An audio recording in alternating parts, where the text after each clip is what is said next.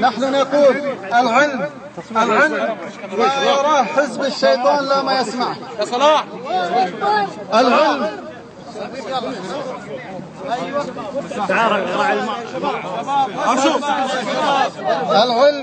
العلم ما يراه حزب الشيطان لا ما يسمعه، ولسنا ممن يقول ولا يفعل. اليوم أخذنا قرية الحطوة ونحرنا السيء، نحرنا بالسكاكين كما نحرتم نساءنا وأطفالنا في القصير. نحرنا رمزا من رموزكم السيء حسين الذي كان في الحطوة في دار الزور، اليوم نحرناه ونحرنا ولده معه هذا اليوم. وأما غدا فلنا موعد مع نبل والزهراء الذين أتى حزب الشيطان ونزل بالطائرات عليها، يريد أن ينقذهم وهيهات الأسود والأبطال يحاصرونهم. وستأتيكم أخبار نبل والزهراء، وفي كل يوم لهم جريح وقتيل. وكما ذهبت القصير وتحيز المجاهدون فإنهم سيرجعون قريبا. والله ستكون سوريا مقبرة لحزب الشيطان. تكبير! الله أكبر! الله أكبر! هذا الحزب الذي أرعب إسرائيل وأرعب أمريكا وأرعب الحكام الخونة لن يخافه المجاهدون. وحين كانوا يريدون أن يقتحموا القصير وجرح منهم من جرح، وحين رجعوا إلى لبنان يقولون نحن لم نقاتل بشرا، نحن قاتلنا وحوشا. وقتل منهم 1000 وجرح منهم الآلاف، لكن إعلامهم كذاب وتوابيتهم تشهد وعزاؤهم يكثر. والأيام بيننا. إذا كان الجيش السوري على مدى 2 لم يستطع أن يسقط المجاهدين، فماذا عساه حزب الشيطان أن يفعل؟ لكن حزب الشيطان وجد فراغا فتكلم. أذنت له أمريكا، قال له المنافقون من السفراء الخونة العرب صدورنا مفتوحة لكم، فتشجعوا ودخلوا وانتشروا في حمص وفي اللاذقية وفي دمشق وفي حلب.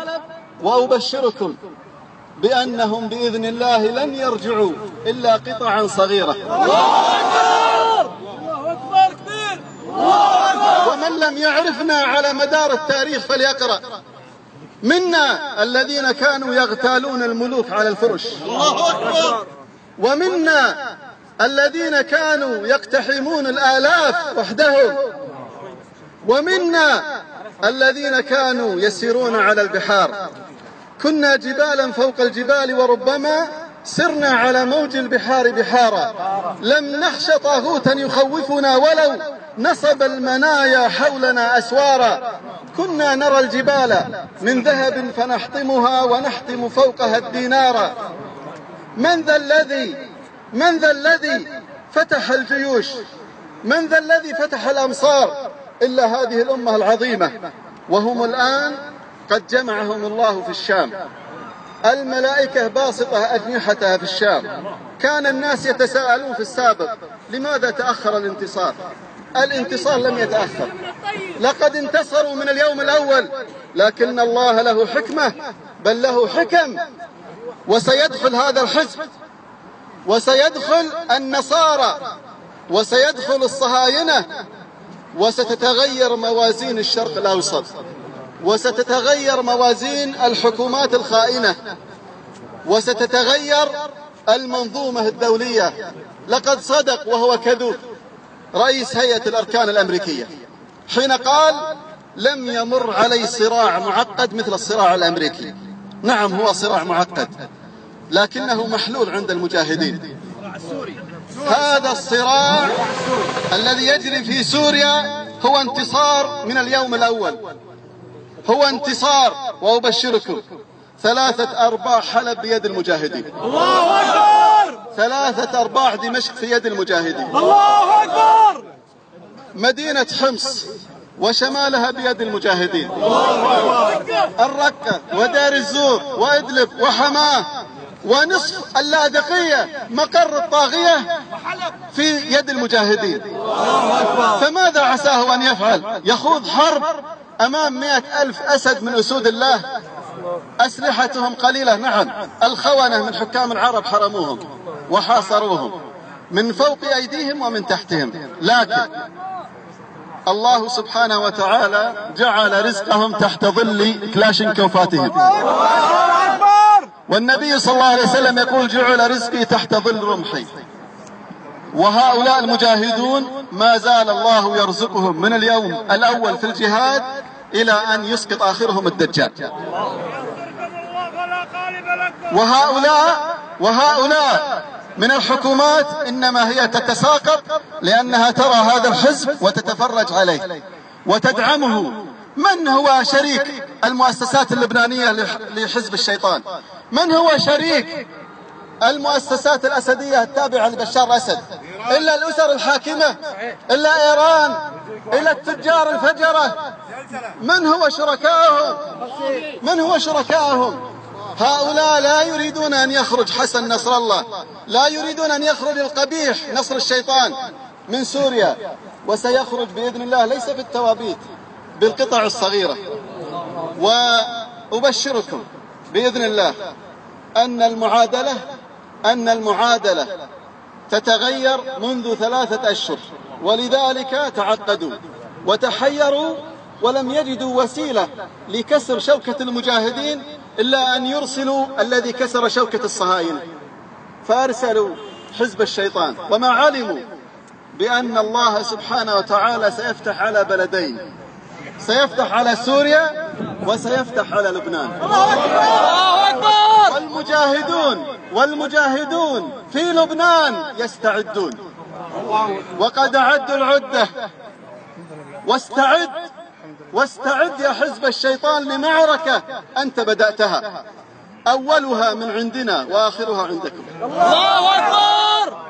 والمجاهدون نحن نسلحهم من هنا وفي جزيرة العرب ومن دول الخليج ومن مصر ومن الأردن ولبنان والعراق وتركيا، ليس من الحكومات بل من الشعوب والعلماء والتجار الشرفاء.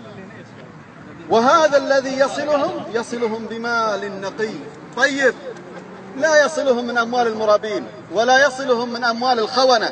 يسأل الناس: لماذا لا تدعم الحكومات؟ لأن أموالهم محرمة. ونصرة سوريا شرف، وهؤلاء ليسوا من أهل الشرف. الله أكبر. الله سبحانه وتعالى عصم سوريا وعصم المجاهدين من أموال الخونة، ولم يجعل الأموال تصل إلا الأموال النقية الطاهرة.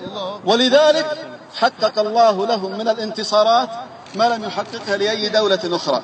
هل هناك جيش مثل الجيش السوري الآن؟ جيش المجاهدين تدريب متواضع، أسلحة متواضعة، حصار شديد جدا، أموال قليلة، نظام شرس يتعامل بكل أنواع الأسلحة. دول روسيا لا تتوقف طائراتها، إيران لا تتوقف طائراتها، حزب الشيطان لا يتوقف عن نصرتهم. الخونة من العرب والعجم لا زالوا يرسلون الأموال، ومع ذلك رؤوسهم مرفوعة وأسلحتهم مرفوعة. كل يوم لهم انتصار. البارحة دخلوا على الفرقة 17 وحققوا انتصارا عظيما، ولم يبقى إلا الشيء اليسير. في حلب مطار منغ لم يبقى منه إلا شيء يسير لولا طائرات الفاجر، وإلا انتصروا. وفي دمشق وفي إدلب وفي اللاذقية وطرطوس وفي درعا وفي كل متر لنا نصر، وفي كل رجل من رجال سوريا لنا قصة. ولولا أن الإعلام يكذب لرأيتم عجبا، ولكن هذه حكمة الله، وسيحدثنا التاريخ عما جرى في سوريا. وكما سمعنا عن خالد وسعد وأبي عبيدة سنسمع عن أبطال سوريا. وأنا أطالب وأختم أيها المجاهدون في سوريا، لقد شرفتم رؤوسنا ورفعتموها فوق النجوم، رفعتموها فوق النجوم، فجزاكم الله خيرا. وأطلب منكم طلبا واحدا، طلب واحد، تجهيز غازي يا شيخ. أطلب منكم طلبا واحدا. أنا بخصوص تجهيز الغازي بدأنا الآن نجهز 12,000 مقاتل، وقد قال النبي صلى الله عليه وسلم لن يغلب 12,000 من فلة، يغلبون من شيء آخر. الآن بارك الله فيكم أطلب طلبا واحدا، أريد من المجاهدين في سوريا أن يقبضوا على رجال حزب الشيطان وهم أحياء، ونسمع منهم اعترافاتهم، ونريد أن نتمتع بنحرهم. الله أكبر! وأطلب منكم أن تحجزوا لي 10. الله أكبر! وإذا ذهبت إلى هناك تشرفت بنحرهم. الله أكبر! الله أكبر! والحرب أنتم بدأتموها وأنتم تتحملون آثارها. الله أكبر! والله أعلم، وصلى الله وسلم على رسول الله.